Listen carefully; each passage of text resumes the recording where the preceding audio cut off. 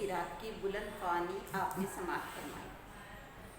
आइए इसका खुलासा देखते हैं कि इस सबक में एक गरीब किसान की कहानी बयान की गई है जो कर्ज के बोझ तले दबा हुआ। हलाकू के घर पर उसका लगान वसूल करने वाला अपने पैसे लेने के लिए आता है तो हलाकू यानी वो गरीब किसान अपनी बीवी से कहता है कि जो रुपये रखे हुए हैं वो लाओ और इसे दे दो। बीवी एतराज़ करती है कि बड़ी मुश्किल से एक एक पैसा जोड़कर उसने ये रुपये जमा किए हैं कंबल खरीदने के लिए, क्योंकि सर्दियाँ आ रही है और खेत में फसल की हिफाजत के लिए भी जाना है तो कंबल उसे सर्दी से बचाएगा। लेकिन हलाकू कहता है कि ये रुपये इस शहना को दे दिए जाए ताकि वो उसे बार बार आकर तंग ना करे और ये मुसीबत फिल वक्त टल जाए। यही सोचकर वो रुपये अपनी बीवी से लेकर शहना को दे देता है।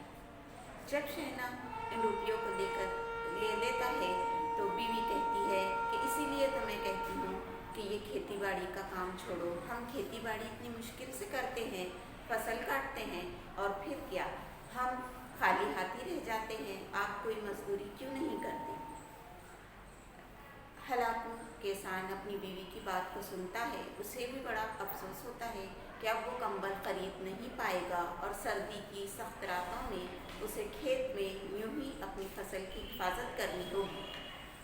हलाकू अब रात में पोस की रात में, पोस कहते हैं सर्दी की रात को, सर्दी का वो महीना जो कि 15 दिसंबर से 15 जनवरी के दरमियान होता है। इस महीने में फसलें खेतों में लहला रही होती है और इसकी हिफाजत इस वक्त लाजमी होती है। हलाकू भी अपने खेत में फसल की हिफाजत करने के लिए ठंडी रात में चला जाता है।